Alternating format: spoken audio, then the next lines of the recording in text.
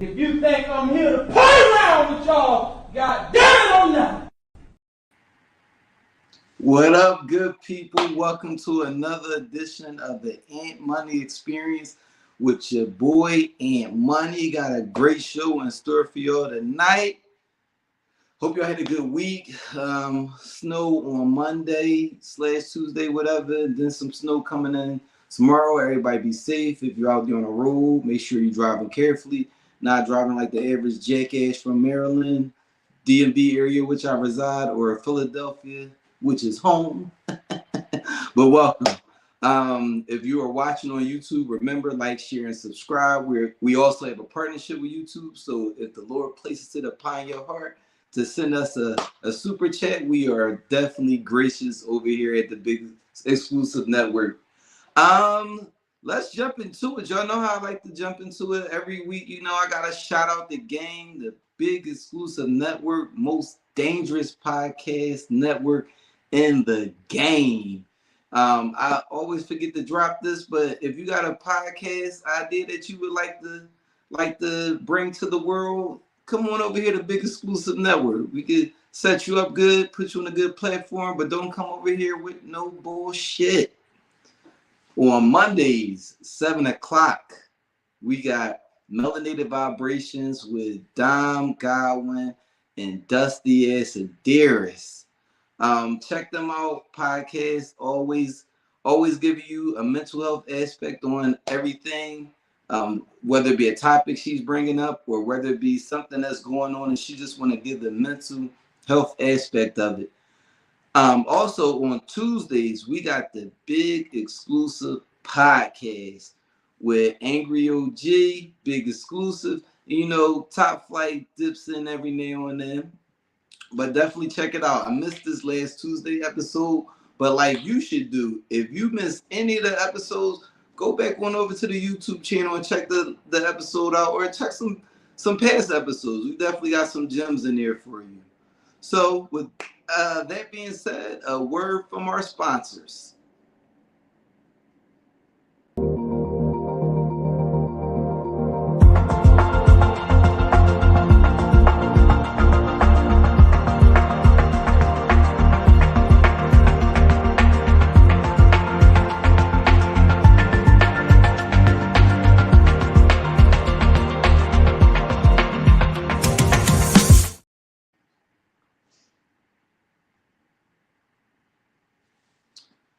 Okay, let's jump into it. Let me bring up my special ghost. Bring up my special co-host for the evening. The man, the myth, the legend, Jamaican G, stand-up comedian extraordinaire, multiple viral social media comedian, and just all-around great guy. Welcome to the Ant Money Experience, good brother. First of all, I'm very impressed with you right now. I'm over here. First of all, I want to let people know who are watching. I'm in my daughter's room, right? And I brought up an extra lamp so there could be more light in the room. And I knocked. Y'all see me? I knocked off the light off the top of the wall. Y'all see that right there? Look, I just knocked it off. So y'all owe me a check. I didn't even charge y'all for the ticket. Okay. So you gotta can reimburse that right there. So you can send your memo over to the Big Exclusive Network, and we'll ignore it. So I'm gonna tell you why I'm impressed with y'all also, because y'all got sponsors, y'all got the whole layout. Like, what is going on? Listen, we moving. This ain't your ordinary podcast network. I see. But with that being said, let's jump into my first segment. Y'all know how it go. If it bleeds, it leads.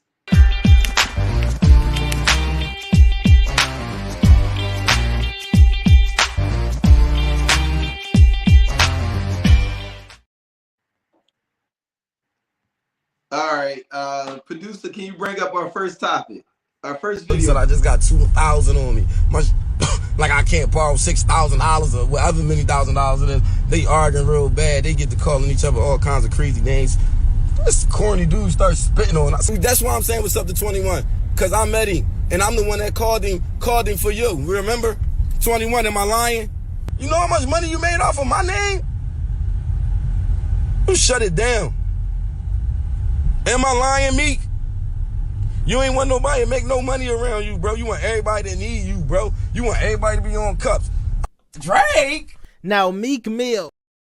All right, so in the Philadelphia rumor reel, we got one of Meek's old associates that recently fell out with Meek, and he exposed some things about the situation with him and Nicki. What up, Jay King? Say that again. I don't call him Jake King. I call him Hot 16. He got 16 bars of hot fire. That nigga been ducking smoke for a long time now. I've been pressing him for a battle for years. If you're scared to say that, Jake King. But so I don't really care too much about the specifics of the situation. My question to you is he justified in exposing the stuff that he did? No. Okay. Now, the only pushback I'll give to that is apparently, I forget which one of them, of the former Dream Chasers it was, he said that Meek has been online talking about how he's been like robbing them, taking money from them. Like, I don't want to say extorting them, but it kind of sounds like basically using his name to profit and not giving him nothing on the back end. But Meek been running around basically saying he's been robbing them and cheating them. So with Meek taking that online, and this guy not really having much of a leg to stand on, exposing the things that he saw while he was with me, is he still wrong? Yes. Okay. I think he's wrong because, first of all, these guys, they're self-proclaimed street guys. You get what I'm saying? Right. So what happens to the whole no snitching? The snitching doesn't just involve police. It involves anything. So if you got any kind of dirty business with your homie, you got all right to defend yourself and come online and say, yo, I ain't robbed you. You learn about that. But talk about Nicki and talk about, you know what I mean, whatever else they had going on. I think that's like pillow talk, man. That's like a little chatty patty going on right there. I mean, I can see that. I can see that. I definitely didn't agree with it. I felt that, I mean, if he's saying that, what he's saying, you can get online and defend yourself. Like, come on, Meek, you know I ain't do that. Unless you did do that. And then in that case, I just wouldn't say shit. What up, Auntie Sugar? But I feel like I just wouldn't have said shit because Meek already has a weird social media presence to me. So the homie jumping in and seeing what he said only added to the weirdness of it. But no, I definitely agree. I just felt like if you want to address anything, Meek, you know I ain't fucking steal no money from you. Yeah, bro. Talk about Nicki farted in the bed. Nobody trying to hear none of that, bro. Bro, nobody care about. I mean, and then listen. As an entertainer doing what I do, look at that Cat Williams interview. Right. If you say anything controversial, it's going to go viral. Right. So he knows how to draw the attention of the blogs because Shade Room posted it, Hollywood Unlocked posted it, all these guys posted because Mill homie, air him out. If you type it up right now, it's a couple of videos with 20,000, 30,000 views, 40,000. So he getting his point across. He getting his attention. You know what I'm saying? Right. So with that being said, let's jump into the next topic. Another Meek Mill topic. Producer, bring that next picture up, please. Meek Mill says Joe Biden is too old to be president. Wait. And before we even start, bro, y'all not about to get me on Meek bad side because I'm trying to make it. This nigga might sign me to Dream Chasers. You hear me? All right. I'm so the first DC. Listen. I just brought that up to say celebrities. So nobody give a fuck about your political views. Meek, I am not coming to you to figure out who needs to be the next president. Wow. I get that Joe Biden is old, and I agree that Trump ain't too far off in age, and they the front runners. But me, I don't give a fuck about your political suggestions. Listen, black folk, and nobody ain't on here defending Trump, but Trump and him is in two different old timers brackets. Biden is like when he old. You know what I'm saying? No. So they are. I definitely agree. But what I think it is Joe Biden in that old like forgetting shit and looking. Yeah. And like sometimes I'll be thinking he up here. Like I seen Donald Trump made an ad the other day and said something about him wearing a diaper, and I was like, I don't think that's that far off.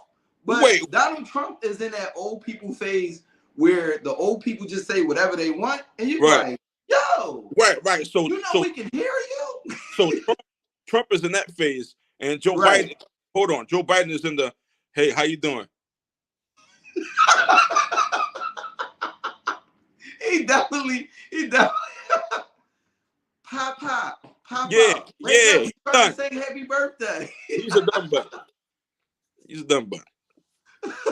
Yeah, I mean, pray for America because we need it. But I'm going back to Jamaica, bro. So y'all can stay here if y'all want to. You see, we got this shit. Shit. But next video, please.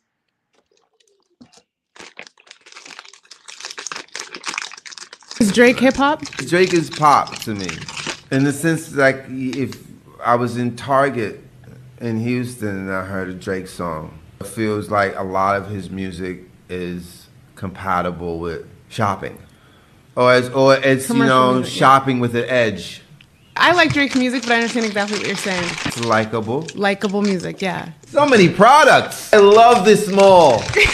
Most definitely. Producer, bring that last comment up made by the Big Exclusive Network. Yeah, Ant Money for president. And don't try to downplay me by saying before Trump. Just say you will vote for me. But in regard to that last, what up, Branch? In regard to that last video, are you a fan of Drake's music? You asking me? Yeah. Sometimes. Okay, that's fair. Depends. I'm not with that whiny shit. He whine too much. So you don't like Keith Sweat? Keith Sweat is a real singer. It's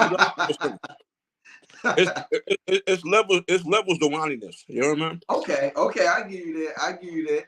So in regard, actually, while we're on that topic, how do you feel about Drake when he does like these Caribbean vibe type of songs? Are you for it, against it? Do you feel like that's appropriation? So him you know Movado, right? Yeah. Him and Movado's now beefing. Popcorn, as Americans say, is really Popcorn. Popcorn was signed to him, but I ain't really see them around each other no more. So I think Drake is he wants some culture vulture shit. Yeah, I definitely feel that he's the type of person where he'll hang around somebody and like try to get the vibe from them. Yeah. And then once that wave is done, kind of moves on. But I mean, my favorite rapper of all times, Jay-Z, has been accused of the same thing, and I can kind of see it the way. So, not saying it's cool when Hope did it, but Drake is a Caucasian from Canada. Woo! Not going to touch that. But So in regard to what Mos Def said, do you agree or disagree? He said it's shopping music, it's Target music. Yeah, I think Yo, that was funny. Yo, bro, it's some kind of truth to it, bro. I definitely agree with it. I definitely think that Drake is a pop star more than I would consider him a rap star. But pop, that's the weird thing about pop music is pop music really doesn't have a like literal sound to it. It's whatever is the most popular right now. So with Drake being who when Drake, somebody say he elevated music. El Presidente definitely elevated music. But listen, when Drake rap, bro, he can rap. He can rap. He can rap. But remember the song Stay Scheming? Yeah. Oh, he definitely smoked Stay Scheming. All bars. It was definitely bars. All bars, bro. In regard to what Branch, what he just said, I think that right now Drake is kind of. I think he's reached the element where his music isn't really resonating because he's not really outside like that. So I think once you get to like a certain level of not being relatable, your music takes a hit. So I could see him not being relatable right now and the music taking a hit because of that. He said that he's gonna take a break. I think that might be necessary just to kind of regain a sense of what's going on in the lane or just go through some shit. So Drake's whole thing is to jump on the track with the newest hottest artist. Or if all things go wrong, he gonna make the Future or going back to 21.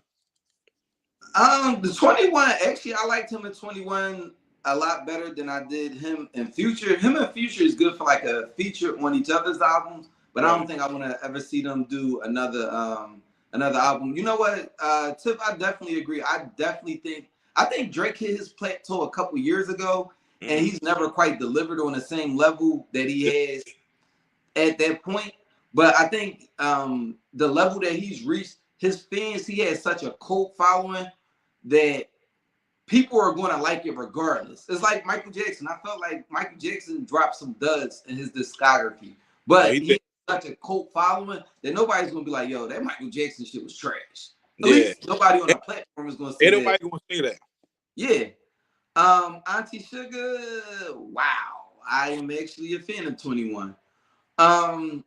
His 21's new tape is fine. It was good. I didn't like as many female songs as What Up Creamy. I didn't like the lady songs he had towards the end of it. But overall, I definitely liked it.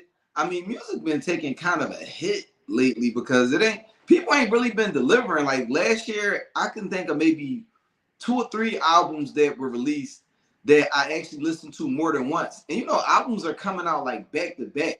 Last year, kind of a drought, but for the amount of albums that came out all together that I listened to, there's like maybe 1 or 2, maybe 3 that I listened to more than once, and that's bad. Remember when you said to buy Drake back in the day? What up, Lace? Lace, I know you straight up hate. Drake. But back in the day, if you were a trash ass album, you still had to listen to it a couple times because you wouldn't physically bored it. Right. But now, you know, if it's trash, man, I just go to some other shit that's gonna come out next week. I don't even think we don't give music a chance anymore. Meaning, like, it was a couple CDs, bro, back in the day, because we were around the same age that had to grow on me. Right. So sometimes you might listen to something once, you're like, this is trash. There's a lot of albums I did that too back in the day. Like, I don't know if you remember Rough Riders compilation volume 1. Like, I'm old. I mean, that's 99, 2000. You're not about to say that's trash. No. Oh, okay. What I was wondering where you was going. Was when I first listened to a certain amount of certain songs on there, I was like, this shit garbage. But then it shit grew on me. I mean, I was 15, 16. That shit grew on me. Right. Yeah, and I definitely don't think we give albums enough time to like really resonate because the stuff coming back. Right, because like I just said, if I bought an album that first run through, I didn't like it, I still listen to it because, I mean, I can either go back to what I was previously listening to, but I just bought this. I'm going to give it another chance before I just shelf it. But yeah, I definitely think that, I definitely don't think that we give music enough time to resonate. So with you being a comedian and with this cooking for a little bit, I wanted to ask you your reaction, first of all, about the Cat Williams situation. When you first, did you get a chance to watch the whole thing? I watched about 2 hours. The way my Okay. ADHD set up, I I dig it. can't do 250. You know what I'm saying? So as a comedian, what was your thoughts when you first saw it? All right, so me and my girl argued about this because I asked another podcast, and it was almost a Cat Williams situation. I ain't really post no clips yet, but I'm about to wait after ours is done. But as a comedian, I felt people think every comedian gets along, and we don't. Okay. At all. People think you smile, you joke, you laugh, but you might, and a lot of people's envious of me. A lot of people's envious of other comedians. And Cat was right. Like, there's some things even in my skits, bro. I'm not putting on a dress. I'm not acting like a female, and I'm not doing certain things. You get what I'm saying?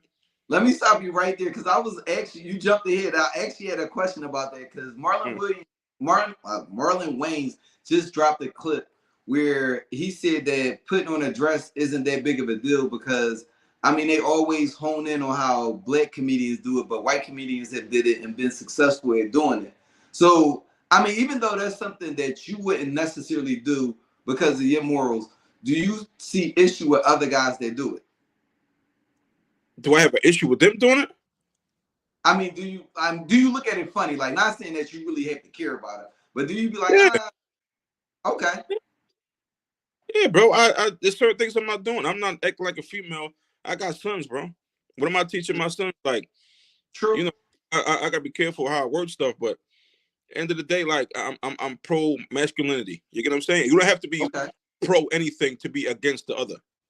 Right. Understand what I'm saying? So I'm pro masculinity, man, and I'm all about. You could be funny. That's a cheat code. I went viral a lot of times, but if I really put a dress on, we're gonna act like a girl. I'd probably be famous right now, like double famous. And we got this recorded, so if you ever figured that you want to do that down the line for a check, I'm going to make sure I resurface this. Never, because you know what? Know why? Because me can't go back to Jamaica. You see me? I say? Yeah, can't be a Batty boy, but fire in a chichi man, yeah. Fire make me burn them. Oh man, producer, edit that part out. Don't need YouTube on my ass. But no, also, who's your favorite stand-up comedian? All right, so I'm gonna try to answer this and be quick. Okay. I never went to a comedy show until I became a comedian. Okay. I never seen stand-up comedy live. Nobody has ever stole a joke from me. Not that I know about. I've never seen a comedian perform live until I started doing comedy. So I never really had a favorite stand-up. And even now, I don't really have a favorite. You get what I'm saying? Like I've seen Kev. I've seen Kev. I've seen a few people. But it's just I don't really have a favorite. You know what my favorite comedian is? My mom. You said who? My mom. I can see that. I can see that. I think that moms are comedians in general because some things that I think back that my mom has said. Yeah. If I wanted to be a stand-up comedian, I got plenty of trauma jokes that I could tell. Yeah, listen, ain't nothing like a pissed off Jamaican lady. You hear me? You know what? I love working with Jamaican women because when they get mad and they start arguing and everything starts coming out, you just like, yo, they go from miles per hour or words per hour go from 1 to 1,000. It pick up something like what wait y'all look fun. What is it? And this should just take off, bro. Like phew. You understand nothing. So you kind of hinted at it, but one of the comments said, has a joke ever been stolen from you? I mean, even though you said a joke may not have been stolen from you, have you ever been like to see somebody you like?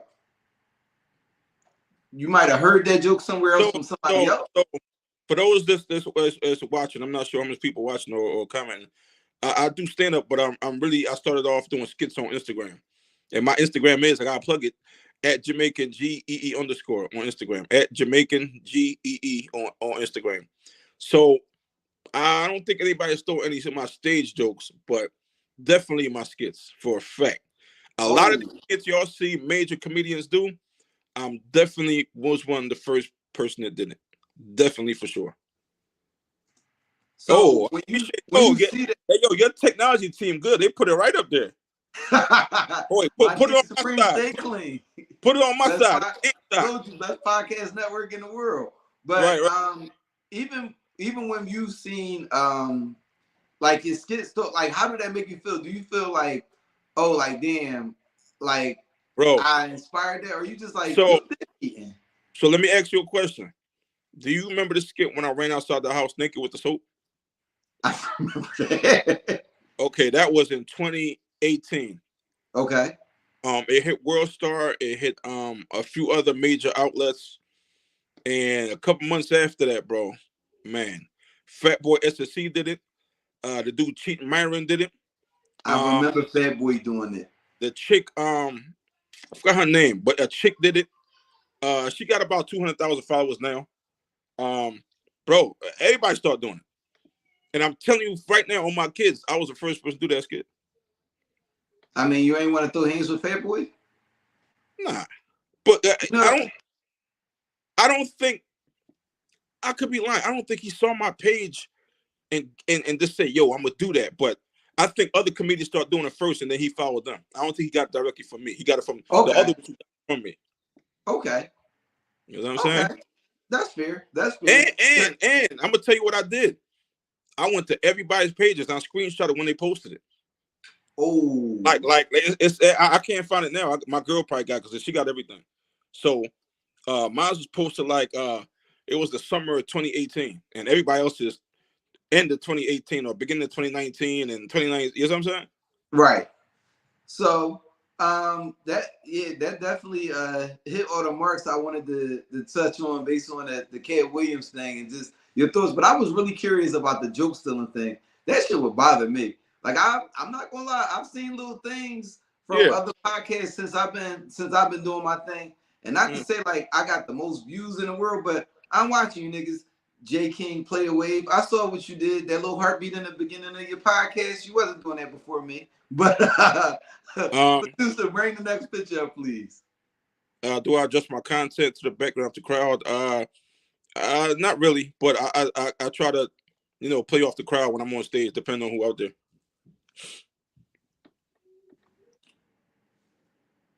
Oh, I got to go. I'll talk to y'all later. I'll talk to y'all later.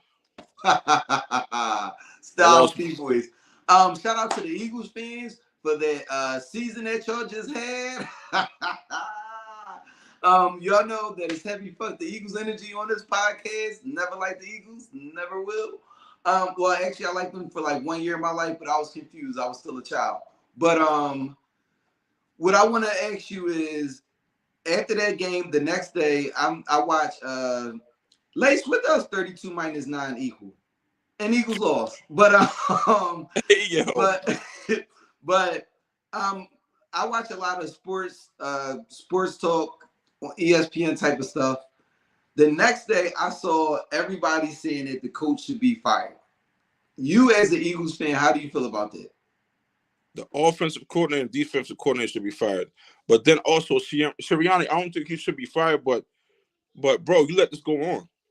Like, I don't know why you ain't take the play calling over. Me as I coached my son's football team. Okay. I wasn't a head coach, but no way in hell I'm the head coach and I'm going to let this keep going on.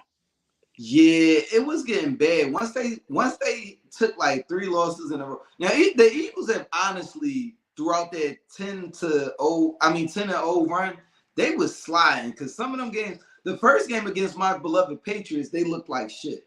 I mean, it was one pass away from them actually almost losing that game.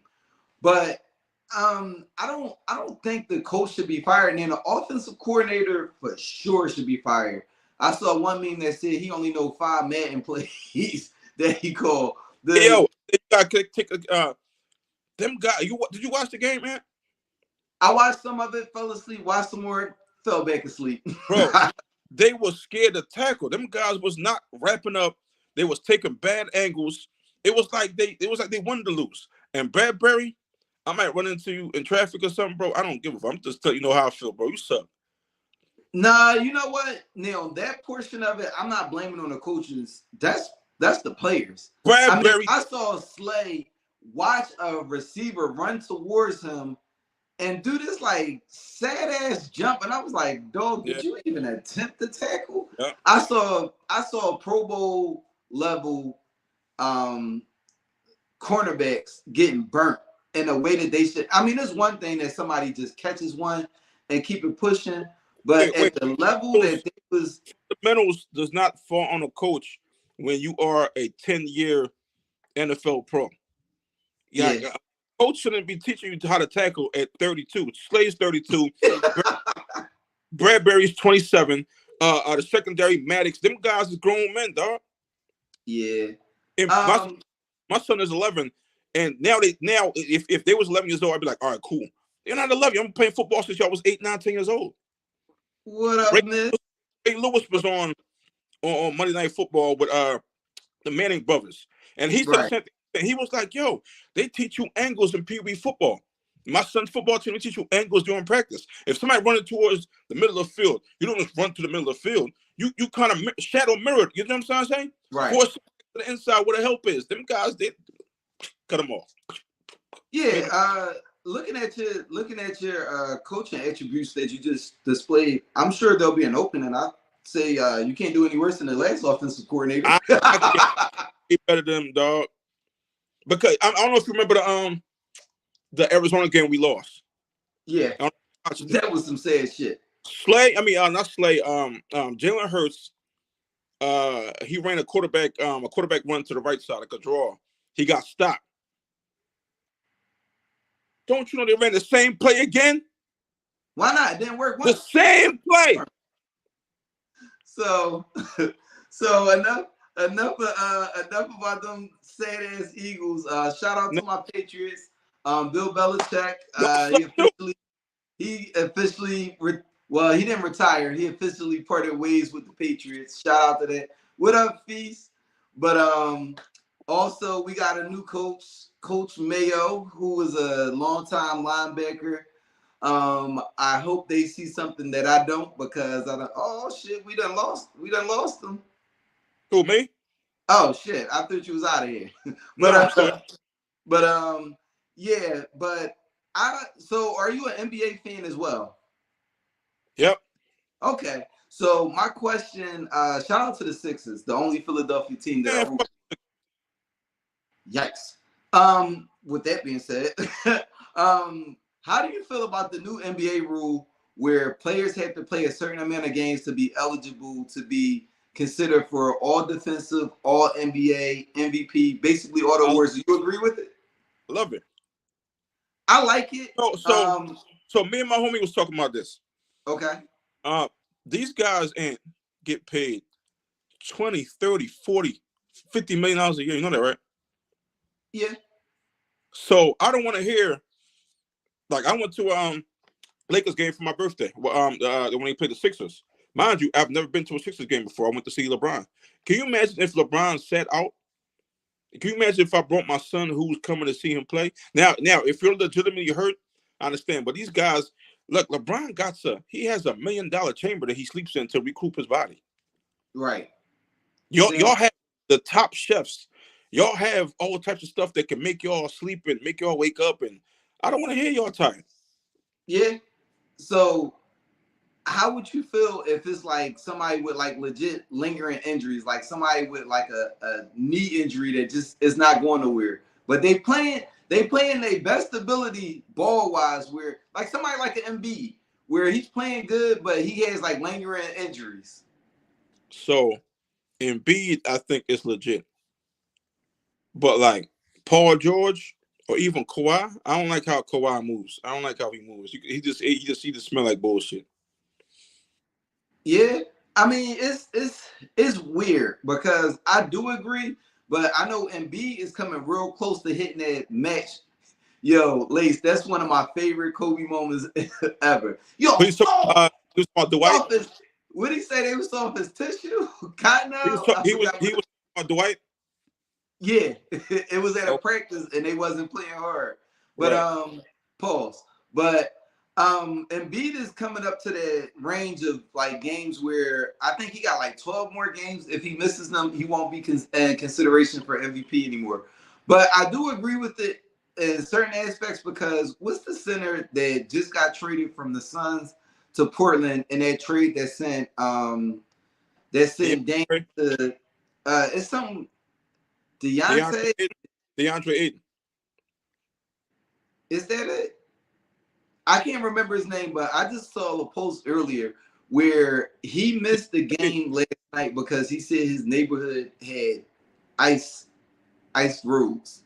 So that's the reason why the Suns traded him, because he was supposed to be, I think he was like a number 2 or 3 pick or something crazy like that. Right. And he hasn't lived up to it. That's why he gonna get traded again. Yeah.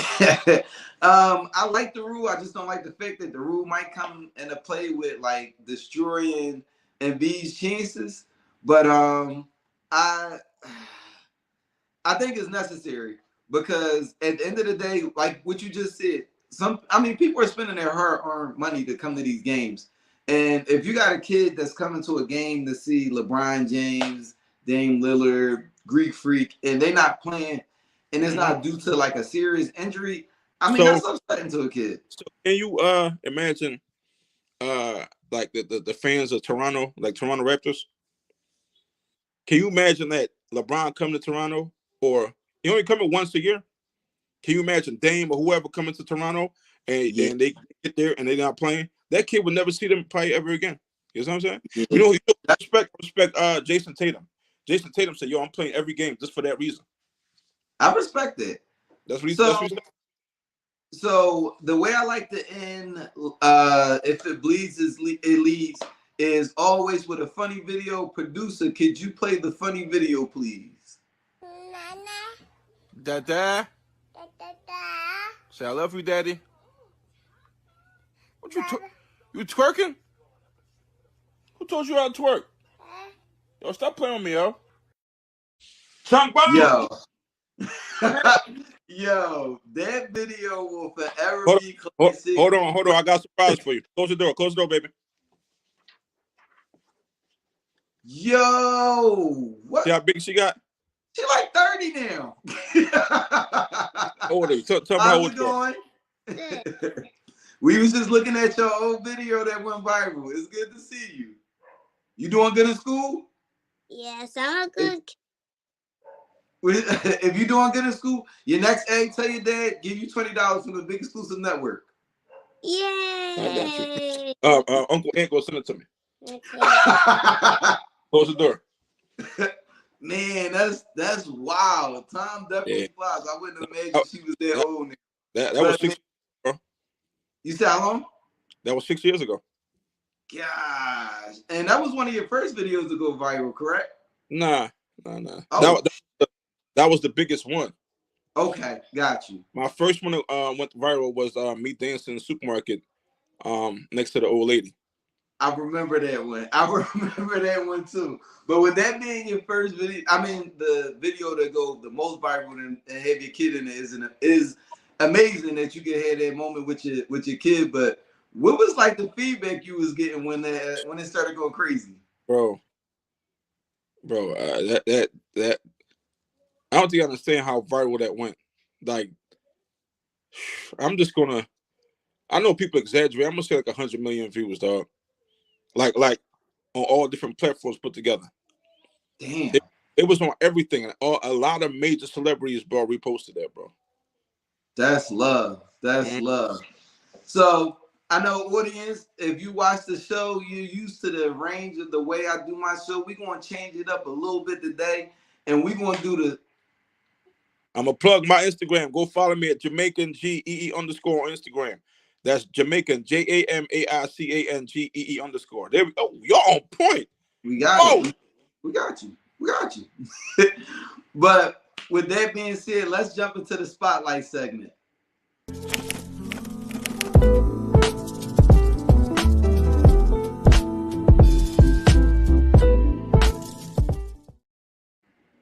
So Jamaican G, I definitely want to let you know I appreciate you coming up here today. My spotlight segment is where we take a moment to just highlight somebody, whatever they got going on, whether it be a show, whether it be a product, a business. We just like to highlight everything that somebody is doing. And Jamaican G, you said you took a little hiatus, but you back in the game.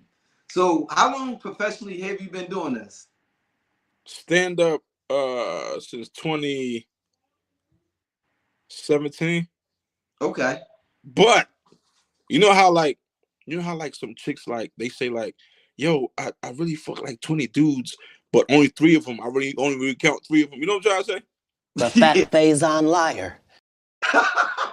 He said you're a fat Faison liar. Wait, what was that? When the chick say that they had 20, Oh. When it's 20 and only had 3, you're a fat Faison liar. So look, I'm gonna say this. I've been doing this since 2017, but I really took like 2 whole years off. Okay. Yeah. So with that being said, what would you say is your favorite part of being a stand-up comedian?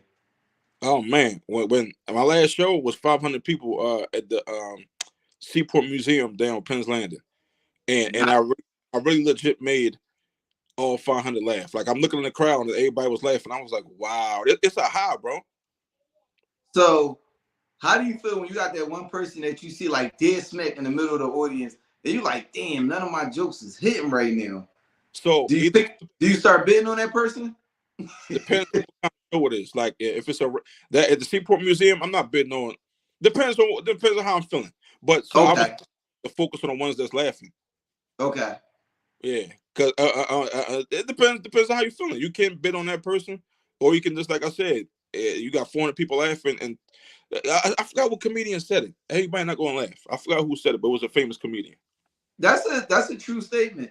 I mean, just as a person that's been funny his whole life, I hate when I be amongst my friends and we be bidding and I tell a joke and it don't hit. I just look and say, tough crowd, tough crowd. Hey yo, I like that. But you know what I learned too? What's that? To keep it pushing. You can't like I bombed 3 shows back to back like 5 years ago when I first started, and I was on suicide mission. I was about to jump off the Ben Franklin and drink bleach, bro. But Jesus. What I learned was keep pushing. Like, cause not every joke you tell gonna hit. Even Kevin Hart, even Cat Williams. I've seen a couple of Cat Williams stand up that wasn't funny. You know what I'm saying? But he's still Cat Williams. Like stuff. Bro. Agree. So, what would you say is the worst part about being a stand-up comedian?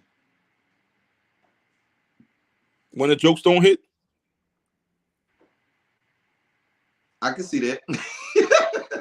like you're gonna have a point where a couple jokes don't hit, but if your overall set trash, I mean, now I could probably handle bombing better because I'm more mature. Now I just be like, yo, what's my?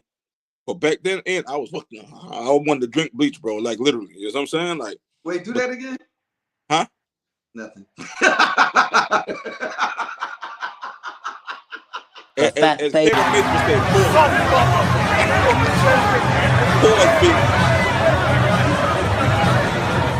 As shit. But so you talked a little bit about how you started off making videos.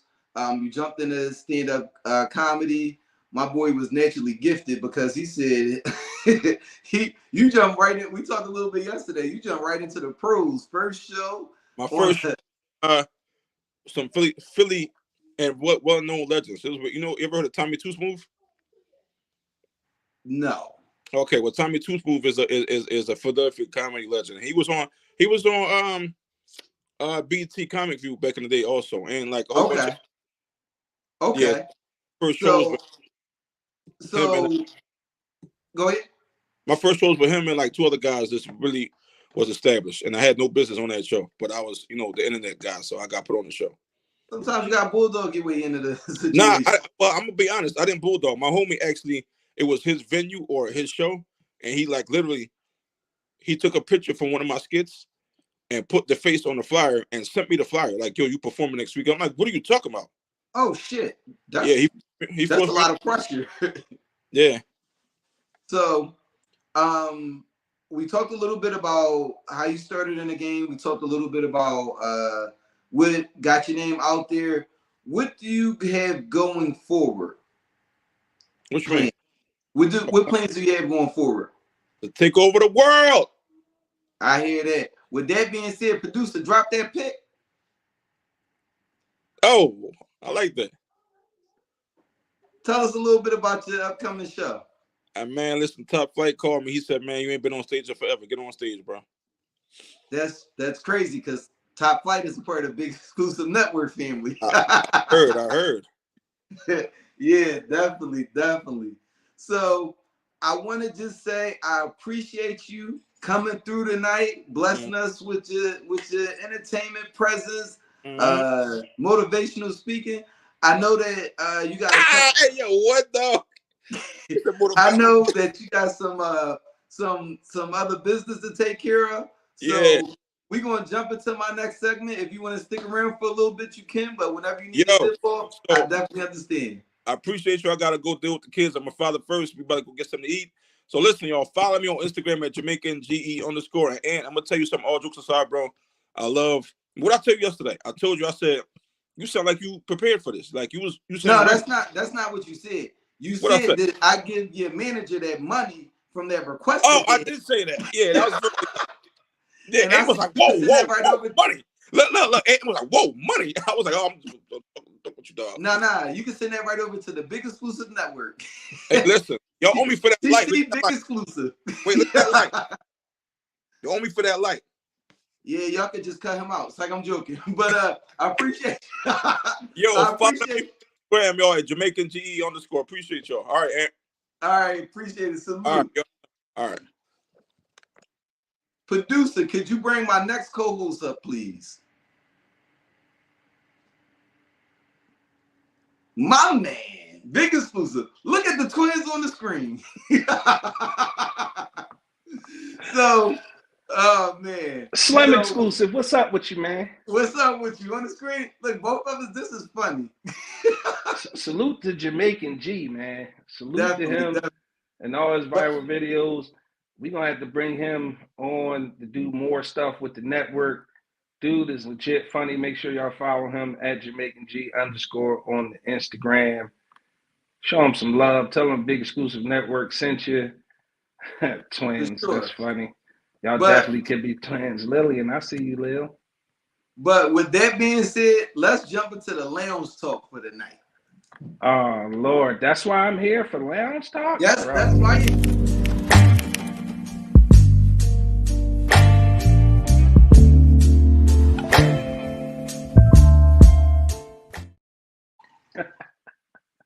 So it's funny because I brought you on and I didn't tell you what the topic was going to be. I love the element of surprise.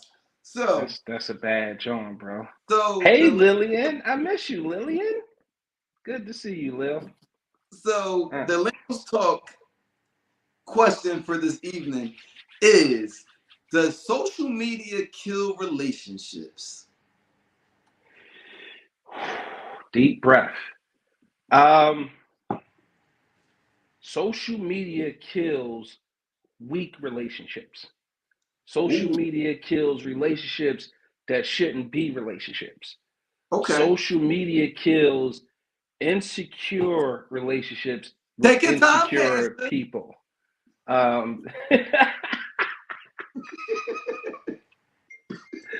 Social media, to me, is the devil's playground at the end of the day. And if you allow social media to kill your relationship, it wasn't much of a relationship in the first place, to be honest with you.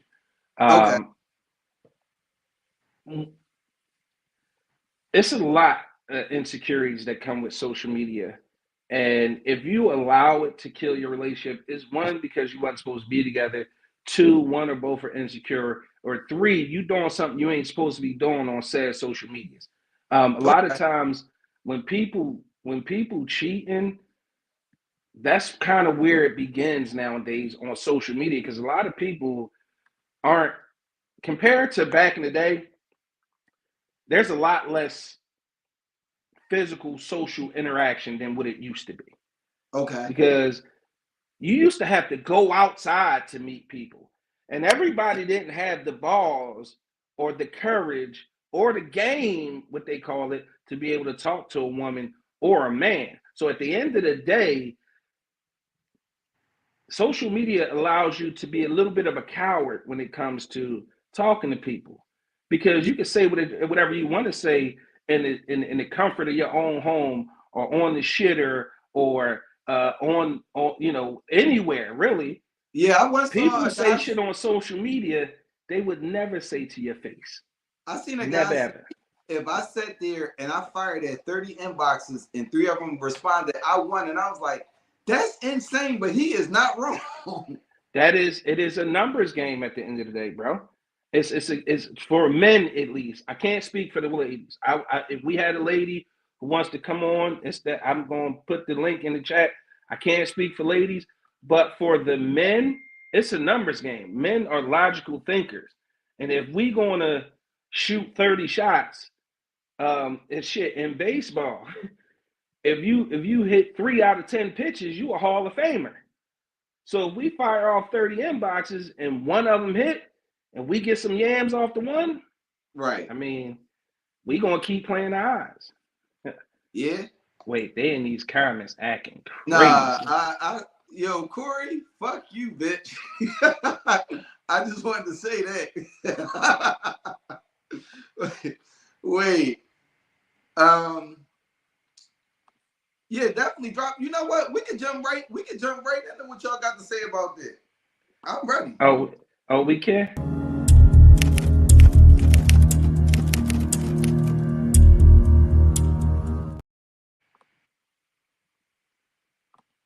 And if right, y'all like he had a couple lines. Thank you, y'all tonight. God damn it, I'm not. Wait, I listen. I hit it for you.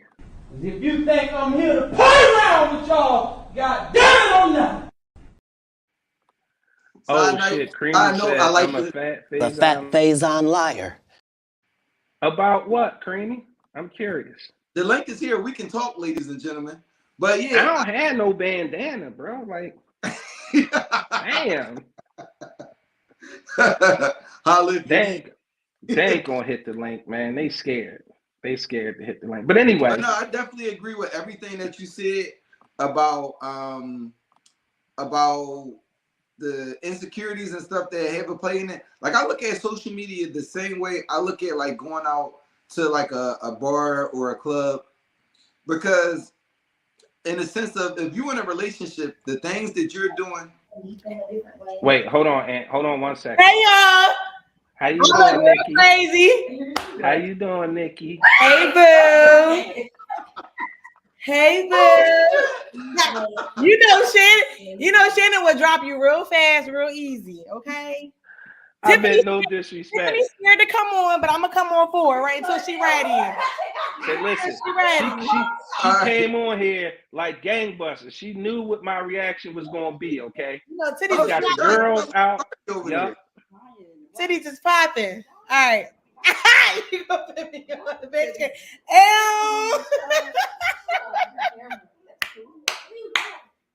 Right. Thank you. Ed don't like that. Neither so listen, we are developing the show for Nikki. Okay. Yes, we Corey, have something in mind. I'm ready. We just need to figure it out. But we are developing something just for Nikki. That is a But so Nick, how do you feel about the topic? Do you feel I think as a person, your social media in general does not ruin relationships. I think it's the person that you are. So like, I think like some of the girls don't like when a man don't post them, or like, they're liking other people's pictures. And what people need to understand that social media is not real life. So I definitely, hey Creamy, that social media is not real life. So I think that social media can, no, I'm talking. The TV's on mute. Look, they in here. Hey, yo, it's super live. It's super live that you got you on the big screen, bro. Like, your best got you on the big screen. I gotta show off my best friend on the big screen. What up, Tiff? Nice. And there go Kaden. They not ready for that. What up, Kaden? But what I'm saying is, I feel like social media, as a person, I think social media in its right does not necessarily ruin relationships. I think people do that because people expect people to post them, not like other people's pictures. And when you have all of these things at your grasp and all of these things at your hands, it's only right to look. Like if I have a person, I don't care if you like another girl picture or whatever case may be, because that's all superficial. What I give you is something completely different. But like I will say, as a woman, sometimes I do get irritated. Like if I post my person or post something and they don't repost me, I'm like, why you not reposting me? But I also know that comes from an insecurity within myself. Okay. Of like, there you go. I feel like you need to post me for me to know that you are that I'm with you. Like, so I think a lot of things that when it ruins relationship is about insecurities within yourself. Because in real life, I know I'm the shit, but like if I post you and you don't repost me, or if I post you and you don't post me, it's like why you hiding? What if I repost your picture and I put an emoji over my face so they don't know it's me? Shut the fuck up. Here go Tiffany. She got something to say. I feel like. Show us your face. Hello, how are you? First of all, Tiffany, introduce yourself. I'm Tiffany. Hi. I don't believe, like Nikki said, I will go with what she said. I don't think social media ruins relationships, but I think that if we didn't have social media, creates this facade for a lot of people. Okay. For relationships. I think that people look at social media and think that that's what a relationship is, but they're not looking at the other back, because social media is literally just us posting up pictures and us looking like we're all happy, but they don't see the background stuff. So people take that and think, oh, that's relationship. That's what a relationship is supposed to be like. And that's not what a relationship is. Like, we all know that's not what a relationship is. So I don't think it ruins relationships, but I think it does. Again, people paint this picture like that is the end all be all, if that makes sense. So hold on now. Hold on. Yes. Your friend just came on camera. Monday, Uncle Honey. Your friend just came on camera and said, we all know what it is. Clearly, we all don't know what it is, because if she doesn't get reposted, she feels away. Well, so it's I don't need to be reposted, because I'm going just Prince George's, honey. I need to be shown out to the world, so I don't need you to repost me. However, I feel like that's what I'm saying. That's the facade. People feel the only reason why Nikki is saying that is because somebody posted their relationship, and now that's the end all be all. Now everybody thinks, oh, my man has to post me. If there was nobody posting anybody, nobody would think that. Wait, say that again. The only reason why I understood what she just said, but I still call cap. The only reason why me personally, I don't care about social media that much. So now I'm okay with you saying you personally. Yeah, me but personally. For me, every woman who gets on this camera, like we've talked about this on the Big Exclusive podcast, and for the majority of the women, they didn't care, it didn't matter, but they all had a story. There was always a but, there was always a however, there was always some sort of caveat to them being posted, and it's always under one circumstance or another that it was a requirement for them to be posted, or else they were being hidden. Me, they say past pain equals privacy. I will never post the person I'm dating for a few different reasons. Okay? Because one, nobody needs to know anything. Our relationship isn't goals for anybody, because they don't know what goes on behind the curtain. Nobody can pull back the curtain in our relationship. Listen, I was posting a lot, and that shit ain't work out. Exactly.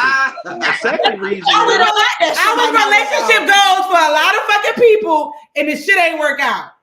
And the second reason is, at the end of the day, nobody wants to see anybody truly happy, because if you look too happy, they're gonna talk shit about you. Exactly. They're gonna figure out ways to tear it down. That goes to. I can say I'm truly a person. Whether you post it or not. I'm truly a person that wants to see people happy. Now, if I really know you, like, I'm definitely rooting for you.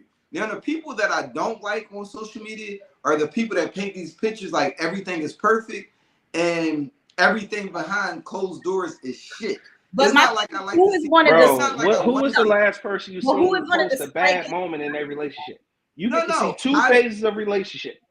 The beginning, when everything is in the honeymoon phase, and then the end. They won't even say it's the end. They'll just say, I'm back in the gym. And they start posting all these self-improvement quotes, and then men don't be shit quotes, and I know my worth That's quotes. how you gonna know they single. All that. You gotta find your worth. Come to worthy.loves, www.worthyloves.com. Whoa, ain't no free promo. We're worthy. But yeah, I just don't.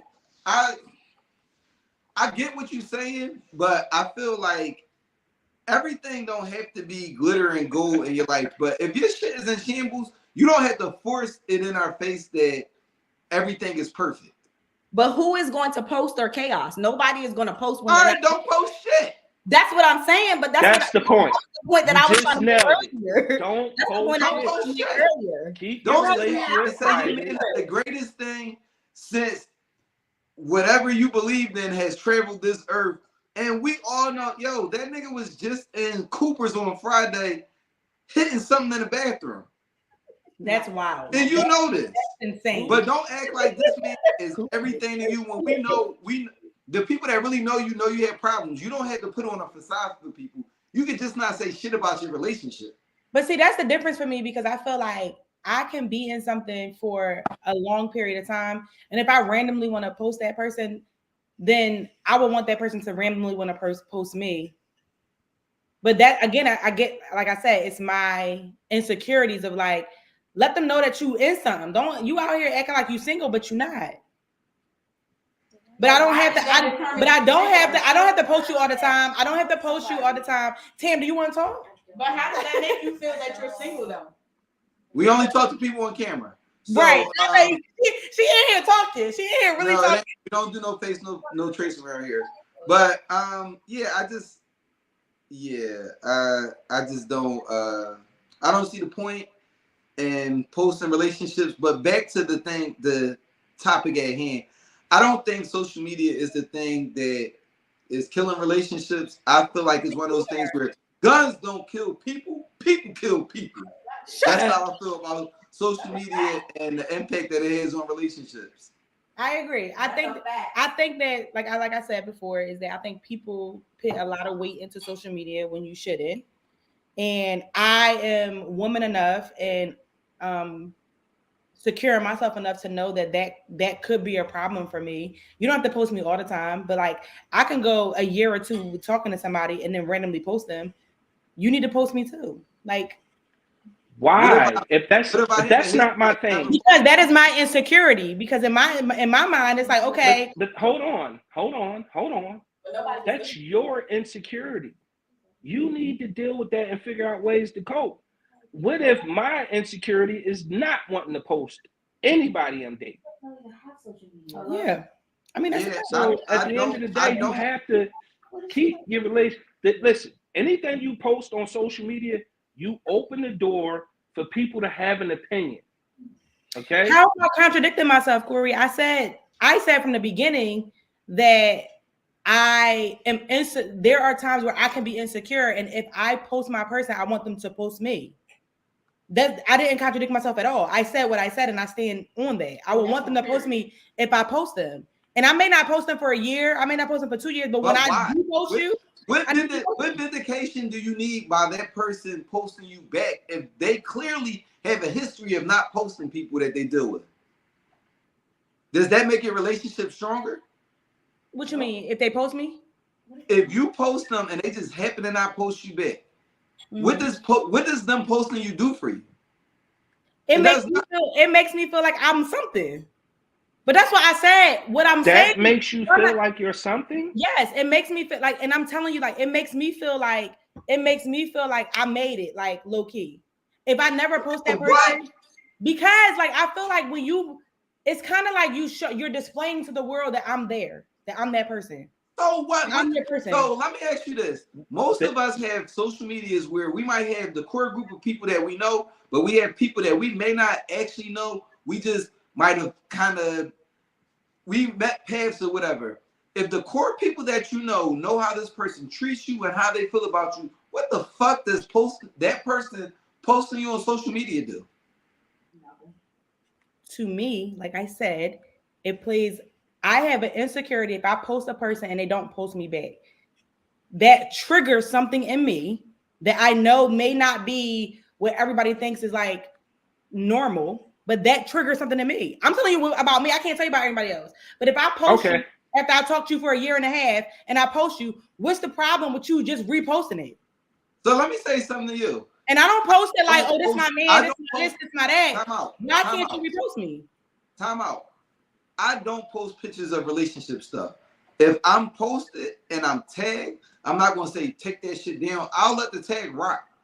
But if I'm allowing that to happen, and you know I'm not a person that posts my relationship stuff, am I like, what's the difference? If I post you, if we dating and I post you, and it's literally just me and you posted, not nothing like, oh, my man, or nothing. Just a regular post of a picture of me and you. Why can't you repost it? Don't nobody. Why do I have to? In the same breath, it's like, no. Your core friends, what you said was your core friends know you talking, and the people around you don't necessarily need to know all that. So what's the problem with posting me if I'm not making a mark saying that this is my person?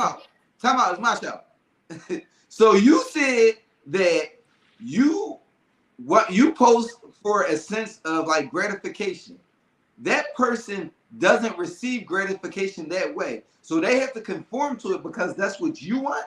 Because I conform to a lot of shit that they do behind the scenes.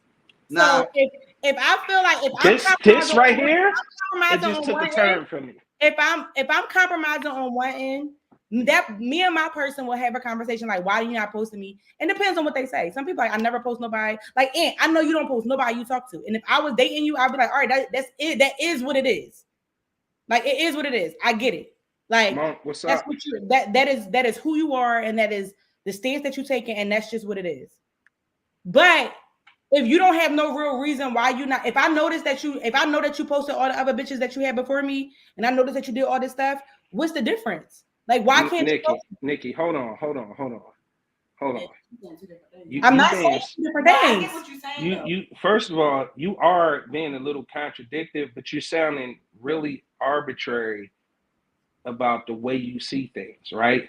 Mm-hmm. Because it feels a lot like a lot of stuff, your insecurities are being put on somebody else. Like Lillian said, you need to deal with those insecurities in therapy, not in a relationship. If you're feeling a way because that man came into the relationship or whoever came into that relationship telling you that's not something I do. If that wasn't a deal breaker from you in the beginning and they told you up front, this is not what I do, then it shouldn't be an issue throughout the entirety of the relationship because you knew coming in that's not what they do. You can't What? Maybe him posting all of them was the reason why his previous relationships didn't work. And he's trying to make this not make the same. That's a conversation that we would have. I'm just telling y'all that I know myself enough to know that if I post a person that I'm in a relationship with and they never post me, I would feel away. And that's just what it is. It may not be logical. People may not understand it, or agree. But if you post me once a year, I'm okay with that. But you have to post me at some point in time. And that's just how I feel. So to me, it sounds like you need social media to validate your relationship. No matter how good that relationship is. I don't think I need social media to allow my relationship. How good that relationship is behind the scenes of social media, if that one thing doesn't happen, that sounds like that's going to be a serious problem in a relationship. It's not going to be a serious problem. It is what it is. You know what's a serious problem for me? If I can't finish a thought. That's a serious problem for me. I'm a little drunk, and I normally let you speak, so you could speak. I'm sorry. I'm a little lit, and I normally That's what it is. Okay, go ahead. I'm going to let you finish. She's off the road. That big ass of wine she poured on the camera? I do have my wine right here. I saw. I am, and I was at Wegmans drinking. Nick, know they party tomorrow? Yes, I actually text you earlier. For you to come over. All right. But that's a good question. How much time do they got to repost you? So now I feel like I don't post my person all the time. I don't post my person, but I feel like I don't post my person. It's not Henny, it's wine, Dante, and I don't post my person all the time. But if I'm talking to you, maybe like if I post you after like a year or some change, a simple repost is okay. You already posted. Why I need to repost it? And you know, if she posted it, she tagged you. Right. What I will say, when I tag, I don't tag on camera. I tag and pull down so nobody know who I tag. They don't know my tags. That's dumb. All right, this conversation is over. Nick, love you to death. What's the Weird? Thank you for joining us tonight. Wait, Creamy, you was agreeing for a second, Creamy, and then you said, "I'm so." So, are you agreeing with me or not agreeing with me? No, not agreeing with you. You are Gilligan on an island on your own at this point. You can. So thank you. These girls, y'all know these girls is acting like they don't care, but they care. And they just don't care to take your point tonight. Thank you, Nick. Love you. See you later. Creamy agrees with me though, hater. What up though?